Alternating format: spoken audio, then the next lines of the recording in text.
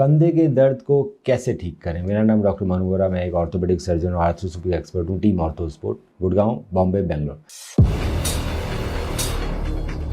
तो दोस्तों, कंधे का दर्द बड़ा कॉमन है, तो आखिर इसको कैसे ठीक कर सकते हैं, कैसे पता लगा सकते हैं क्या प्रॉब्लम है और घर बैठे बैठे इसे कैसे ठीक कर सकते हैं। तो सबसे पहले इंपॉर्टेंट है कि आखिर पता पड़े कि कंधा का दर्द वाकई कंधे का दर्द है या कहीं और का दर्द। तो दोस्तों, शोल्डर पेन आपको कंधे में होगा, इससे आगे भी हो सकता है, पीछे भी हो सकता है। अगर आपको दर्द ऊपर की तरफ हो रहा है तो ये ट्रेपेजियस है, ये हमारे अपर बैक और नेक का रीजन है। तो इसका जो पेन है उसका ट्रीटमेंट अलग है, शोल्डर पेन है इसका ट्रीटमेंट अलग है, और शोल्डर से अगर नीचे पेन जा रहा है तो इसका ट्रीटमेंट अलग है। सो एग्जैक्टली कहाँ से पेन ओरिजिनेट हो रहा है उसके लिए तो आपको डॉक्टर के पास जाना पड़ेगा। वो फिजिकल एग्जामिनेशन करके ही बता पाएगा कि एग्जैक्टली पेन का सोर्स क्या है।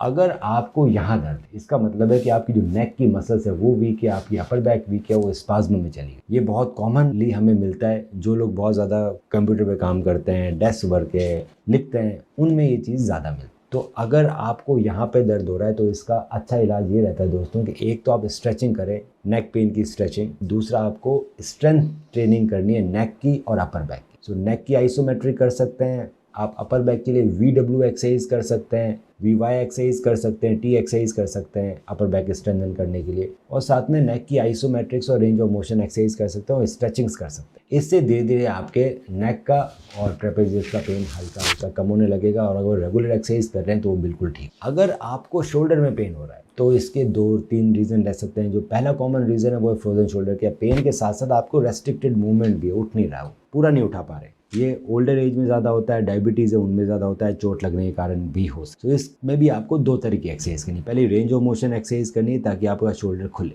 दूसरी होती है स्ट्रेंथ ट्रेनिंग, रोटेटर कफ की strength training. Range of motion के साथ साथ हमेशा आपको स्ट्रेंथ ट्रेनिंग भी करनी है शोल्डर की, मेनली इंफ्रास्पाइनेटस को फोकस करते हुए, क्योंकि बहुत सारे लोगों में इंफ्रास्पाइनेटस वीक मिलती है। पर सिर्फ इंफ्रास्पाइनेटस को फोकस नहीं, हमें इंफ्रास्पाइनेटस भी मजबूत चाहिए, हमें सुप्रा भी चाहिए, और हमें सब स्कैपुलर भी मजबूत चाहिए। तो इसके अंदर आइसोमेट्रिक रोटेटर कफ एक्सरसाइज से चालू करके हम उसमें इसेंट्रिक मोड और धीरे धीरे डंबल से भी रोटेटर कफ की एक्सरसाइज करते हैं ताकि आपका रेंज ऑफ मोशन भी कंप्लीट हो जाए और आपकी रोटेटर कफ की स्ट्रेंथनिंग भी हो जाए, और ये आपके शोल्डर पेन से काफ़ी हद तक आपको आराम। अगर आपका शोल्डर पेन नीचे की तरफ आ रहा है तो वो भी एक तरह का रेडिकुलर पेन है जो आपके नेक से आ रहा है, तो इसमें भी हमें फोकस नेक और अपर बैक की एक्सरसाइज में करना पड़ेगा जिससे हमें रेडिकुलर पेन का। इसके बाद भी अगर आपका पेन ठीक नहीं हो रहा है दोस्तों, इन सब एक्सरसाइजेस करने के बाद भी, तो आपको एक डॉक्टर से मिलना है। हो सकता है वो आपकी MRI या कुछ और इन्वेस्टिगेशन कराए। MRI शोल्डर की भी हो सकती है और नेक की भी हो। उसके बेसिस पे डिटरमाइन किया जाएगा आखिर पेन का ओरिजिन कहाँ से, और उसको ठीक करने की कोशिश की जाएगी।